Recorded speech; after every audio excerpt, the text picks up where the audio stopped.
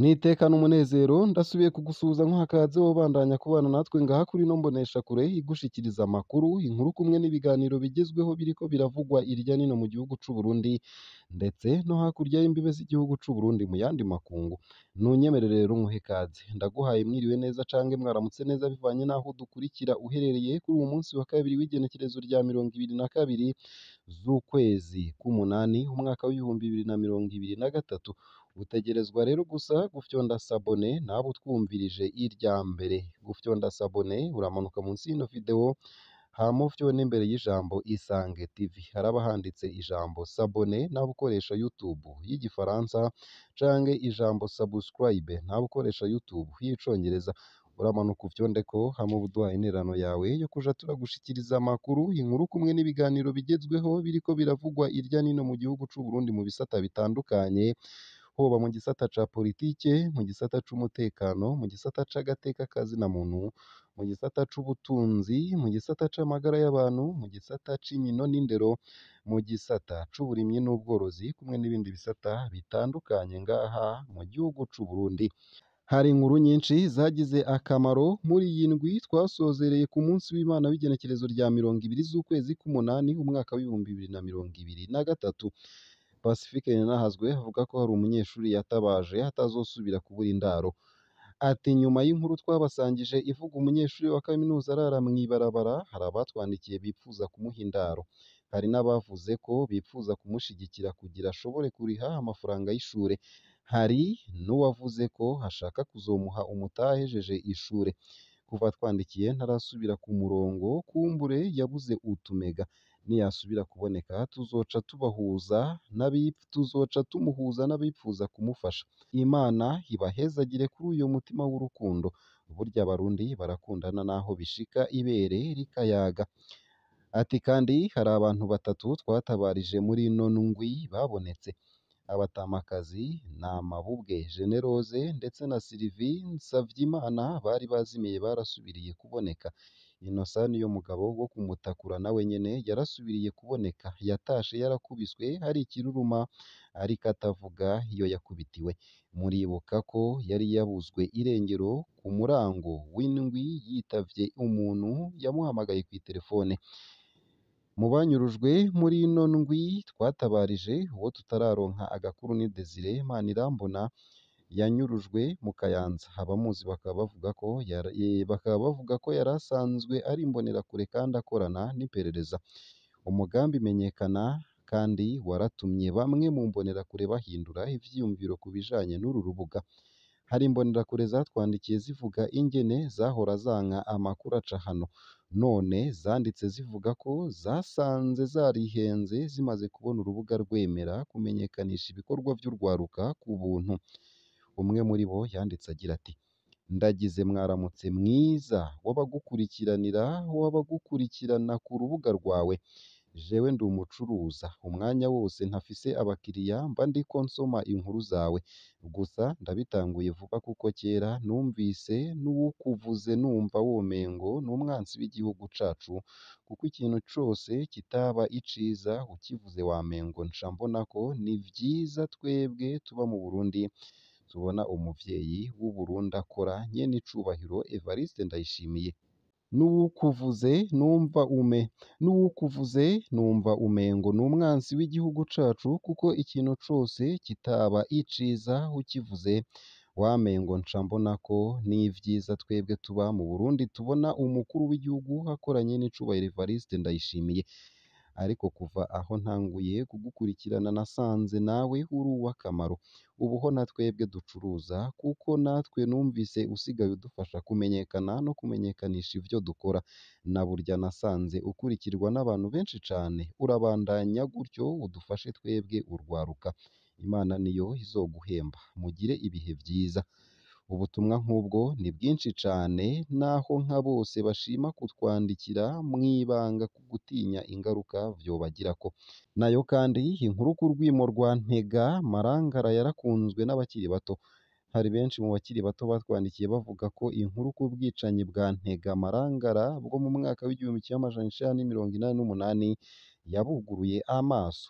Benshi baranyandikiye ko bahora bavyumva batazi ivyabaye, abandi bavuze ko yabafashije kubona ibinyoma bahora bigishwa. Ni benshi bavuze bati burya ibinyoma kenshi vyigishirizwa mu kinyegero aho atawubeshuza, ariko ikivugiwe ku mugaragaro n'uwobesha boca bamuvuguruza.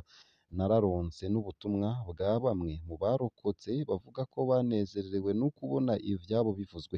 Hari umwe yatwandikiye ingene agiye kwandika igitabo kivuga ko yarokotse bigoranye, aho agira ati nakijijwe n'ijipo kubera utwana tw'uduhungu batwambika ijipo maze abaje kudutema bakaca batureka ngo ni udukobwa. Biratunezera kandi kubona inkuru zigira ico zimaze. Hokwa akaba ariko Pacifique Nininahazwe amenyesha ati izi nahe turonka ziradushimisha zikanaduha inguvu zo kubandanya kubashikiriza amakuru atandukanye. Hari n'abatwandikiye ko badusengera cane. Ndashimiye uwo wese afise ico yafashije. Nimugire umunsi mwiza no gutangura neza indwi nshasha. Imana ibahezagire mwese. Nayo kandi womenya ko urugendo Caravane Burundi UA rwagabanije rurashika n'Ingozi. Inyuma yo kuva mu Kayanza ku munsi warwo wa mbere kuri uwa 21 z'ukumunani 2023, urwo rugendo mu ntara hagati rwateguwe n'ubuserukizi bw'Uburundi mu rwateguwe n'ubuserukizi bw'ubumwe bwa Buraya mu Burundi rwashitse n'Ingozi uwo munsi nyene. Inyuma yo kwakirwa na Buramatari, abari muri rwo babandanije i Burengo ahakinywe icese co mw'ibarabara gihimiriza ku vy'irondoka rijanye n'amagara meza.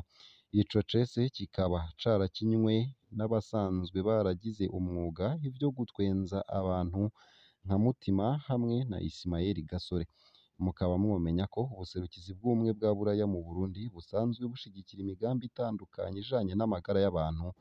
Umwe muri iyo migambi ni umugambi Twiteho Amagara wakozwe kuva mu mwaka w'2019 ku mafaranga y'amarundi imiliyaridi 140. Muri uwo mugambi munini hakaba harubatswe ahatandukanye mu gihugu ibigo umugenzi w'urwaruka kugira bifashe mu guhimiriza no kwigisha urwaruka ivy'irondoka rijanye n'amagara meza. Nayo mu bindi kandi ngo umukenyezi yarakwiye kuja kwibaruka yarahejeje kuvugana n'umufasha wiwe uburyo bwo gutandukanya imvyaro bazoca bakoresha. Umugambi w'igihugu ujejwe irondoka rijanye n'amagara meza PNCR urahimiriza abubakanye kuvyara ku rugero nubwo ibiharuro vyerekana ko uburyo bwo gutandukanya imvyaro budakoreshwa nk'uko bikwiriye. Eka ndetse n'abavyeyi baja ku buryo bwo gutandukanya imvyaro bagiheza kwibaruka baracyari bace cane. Ivyo biraheza bigatuma haba igwirirana ry'abantu. Abavyeyi kubera kwibaruka imbanyi zikurikirana, bamwe barahasiga ubuzima ndetse n'ibindi. Mu nyigisho zahawe abamenyeshamakuru kw'irondoka rijanye n'amagara meza ziteguwe na PNCR ifadikanije n'ishirahamwe Twiteze Imbere, Sadiq Niyonkuru akorera muri PNCR yarahimirije abamenyeshamakuru gufata nka nkama ikibazo co guhimiriza abantu bakijukira gukoresha uburyo bwo gutandukanya imvyaro kama canke bwa kijambere, guhimiriza urwaruka kwirinda imbanyi rutipfuje, abakenyezi bibungenze kwijukira gupimisha imbanyi nk'uko bitegekanijwe n'ibindi. Akaba agira ati mushire ingufu nyinshi mu biganiro mukora, abandika muvyandike kugira abantu bajijuke mu bijanye n'ubuzima ndoragitsina na cane cane gutandukanya imvyaro. Izo nyigisho zikaba zatangiwe i Gitega kuwa 16 gushika kuwa 18 Myandagaro 2023. Sonia Akimana asanzwe akorera mw'ishirahamwe Twiteze Imbere yagarutse ku ntumbero y'inyigisho yahawe abamenyeshamakuru ko ari kugira nabo bafate ikibanza c'imbere mu guhimiriza abanyagihugu kumenya, gutahura no gukoresha uburyo bwo gutandukanya imvyaro n'ibindi. Tuzoguma dufashanya n'abamenyeshamakuru mu guhimiriza abanyagihugu ku bijanye no kumenya ubuzima ndoragitsina, ibiharuro bijanye n'irondoka rijanye n'amagara meza. Nayo kandi mu gusozera aya makuru womenya ko mu ntara ya Bubanza abanyagihugu bariko barashima ko ikiraro gihuza imitumba babako kiriko kirasanurwa.